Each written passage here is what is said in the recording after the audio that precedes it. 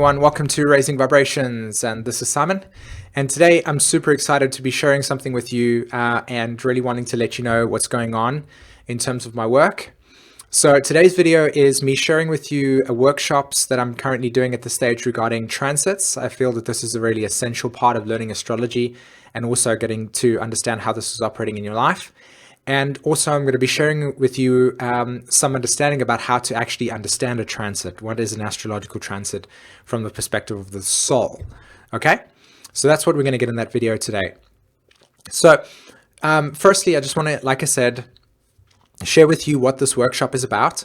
Learn all about the transits of these 7 planets: Venus, Mars, Jupiter, Saturn, Uranus, Neptune, and Pluto. Okay. So my intention here is to basically hold questions and to hold space for you to learn how to understand and integrate into your life what an astrological transit is about. Okay. So what you get in this workshop is basically 7 90-minute teachings. And they'll basically represent all the archetypes. So if you want to learn about Venus, I teach about the Venus archetype.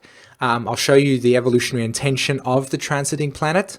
So what is the evolution of Venus transit your second house, or what is the evolutionary intention of Venus per se? So then I'll share with you how to psychologically recognize that within your life. So how that manifests in your life. And then what I'll do as well is go through all the houses. And by the way, there's supposed to be a H there. Go through all the houses. So in each of these workshops, I'm saying Venus transit the first house means this. This is what you got to work on. This is how it can play out. Venus transit in your second house. And what that does is it gives you the opportunity to have this material available for you all the time. So what's happening is that you're saying, okay, I'm going through Mars transit my third house, and I have the Mars transit video. So therefore, you look at that video when Mars is transiting your third house, you understand what's occurring, and then you work with that. So then Mars transits your fourth house, you watch the video again, and the video will show you what happens with the fourth house when Mars transits it. And this will be for all of the planets. So really, this is an incredibly intense opportunity to have this teaching regarding how to monitor all of your transits and how to make sure that when they shift into different houses, you actually know what's going on in your life. So that's pretty decent. And then I'll also add for you as well how to do the aspects to the natal planets. So if, transiting Venus is in your third house, or transiting Venus is squaring Mercury, for instance, what's going to occur? How do you deal with that? Okay. And then if you're participating in this experience live, of course, we have questions and answers afterwards. And as I said, you have all the recordings of the teachings. Okay. So the total energy refund for all of these teachings is $125 or $120, pardon me. And that's for everything. Or you can just have individual classes if you just want to know about Saturn. They're $25. Okay. So that's what that's about. Now, what I want to do is I want to shift our attention over to the transits themselves and just give you a little bit of insights into how to actually see it from the soul's perspective. Now, how it works from an evolutionary point of view. Okay. So what happens here is that if you had to imagine this circle being the totality of how an archetype is defined in your life, okay? So what does that mean? That means that if you had to look at, say, Saturn in your chart, Saturn has a specific energy vibration that you have a relationship with based on your experiences. So I have Saturn in Scorpio, okay, and in the 10th house. Now, karmically speaking, there's layers to that, like an onion, okay? There's layers to that Saturn and how I respond to that archetype in my consciousness, how I express that, okay?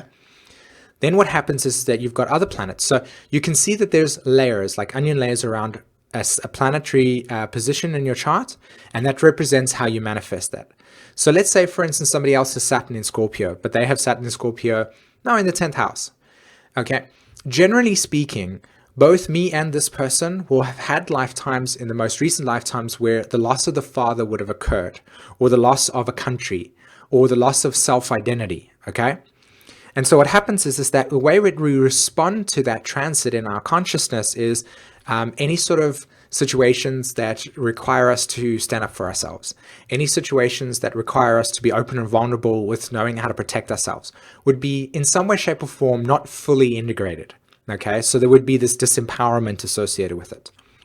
So you can understand that that would be this circle over here. Okay. All right. And of course, this is the spectrum that we understand it based on how self-awareness we apply to it. This would be an aspect that we haven't really explored yet because, of course, that's, we're going through that process. We haven't expressed it in order for life to give us a response back saying, hey, by the way, this is an element that you haven't experienced, so you don't know how to integrate it. Does that make sense to everybody? And this can then be perceived as an aspect of that archetype that is really in the shadow. Okay. So does that make sense so far? Okay, so this is natally in your chart. Saturn in the 10th house Scorpio, okay? Then what happens is that a planet, say for instance, let's take Mars, is this circle over here, okay? Now Mars is moving around the zodiac and it's making aspects to that natal Saturn. Okay, so you have, or in my case, I have natal Saturn and Mars is transiting my natal Saturn and it's squaring it, okay? It's making a 90-degree angle to it. What generally is going to occur is that the way that we experience and understand that astrological archetype in our consciousness will interface with the way that we understand and experience that transit, that natal planet in our lives, okay? They interface with each other, they touch base. So what happens is that we experience for a period of time the relationship between Mars and Saturn, and also on a deeper level, our awareness in regards to both of those planets. So if our awareness around Mars is, say for instance, we have strong Mars people in our lives, okay? Okay, so I'm going to pause there for a second, and I really hope that everybody's following me, okay? Natal Mars will condition the way that you experience transiting Mars. Natal Saturn, natal any planet will always be directly relative to the way that you experience the transit in your life. Okay, so I have Mars in Virgo in 8th house, okay, which means that if my transiting Mars is connecting to my natal Saturn, then the way that I'm going to experience that transiting Mars is firstly going to be on a layer of what house it is in and what sign it's in. So let's have a look here. If Mars is squaring my Saturn, then therefore Mars would be in my first house generally, and it would be in the sign Aquarius, okay? So what's happening here is that Mars through Aquarius in the first house says new instinctual patterns that are deconditioning, okay? New instinctual patterns, so new ways of being, and also ones that liberate me, like decondition myself, to act from a space that is not from the past, okay? So that's the first layer that everybody can understand from this situation. Okay, let's take a highlighter over here. Watch this video over and over, okay? So you don't have to need to get it on the first level. So there's the first layer that interfaces with that. Okay, so let's say that there. That's Saturn. Pardon me, not Saturn, guys. I do apologize. Don't want to confuse anybody. That's the layer. Okay, there we go. That's Mars transiting my first house, squaring Saturn, okay? So one layer of it is going to be the need, evolutionary, to move in a new direction and to liberate myself from the past. Okay, the second layer that's then going to play out is this, okay? Natal Mars in my astrological chart. That's going to be this layer here. So because, of course, my natal placement is always going to be who I am, there's no separation, it would mean that I would experience the outer planet, I would experience that Mars energy coming in my life as the need for psychological self-examination, okay? Deep psychological self-examination, okay? Does that make sense? Mars in the 8th house, Virgo. Okay, now let's do this. Let's go. Let's take this here. Come on, help me out here, little friend. Okay, so there's natal Saturn, it's in the 10th house Scorpio, and that's interfacing with those two lines there. So what's going to happen is that when we interface with those two things, that blue line, that where I'm drawing it there, that Saturn, represents lifetimes regarding the abandonment of the father or the loss of the father. Okay, so immediately I'm going to be feeling open and vulnerable regarding expressing my authority because inherently, as I was growing up, I didn't have that strong role play out in my life. So therefore, my idea of what it's supposed to be or how to be is absent. Okay?